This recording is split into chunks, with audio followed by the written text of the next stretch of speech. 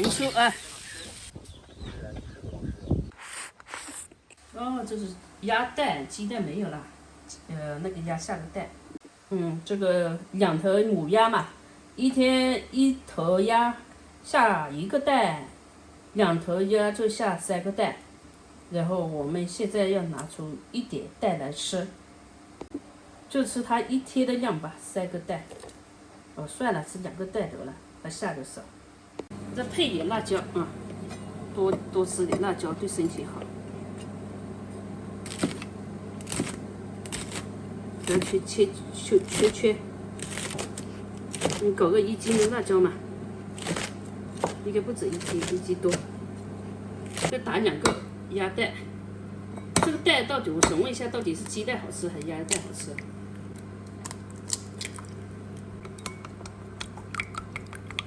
咱们先把蛋炒一下啊，加油，蛋，给蛋炒。好，盛出，再下入这个，把这辣椒炒熟，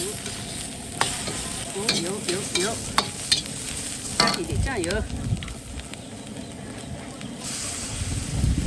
，1点盐，好，再把这个鸡蛋，不是鸭蛋下锅煎，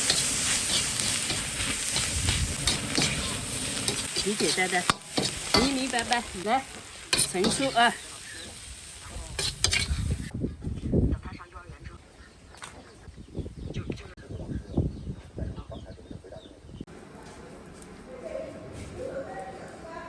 哎呦，都放不下这个。好，盖饭。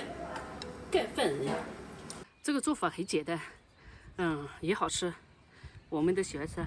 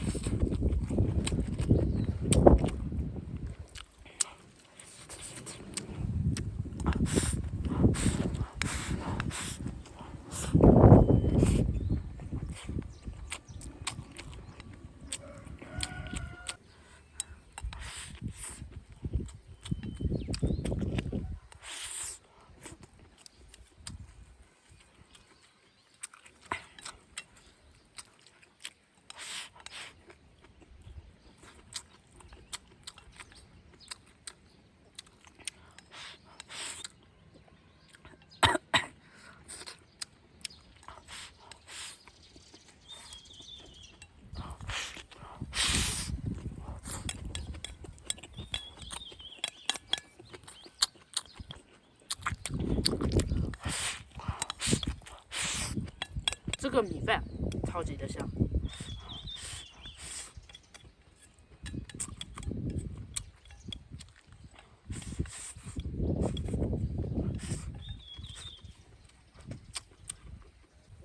我的理想就是吃口飽飯，身體健康，開心快樂，沒有太大的理想。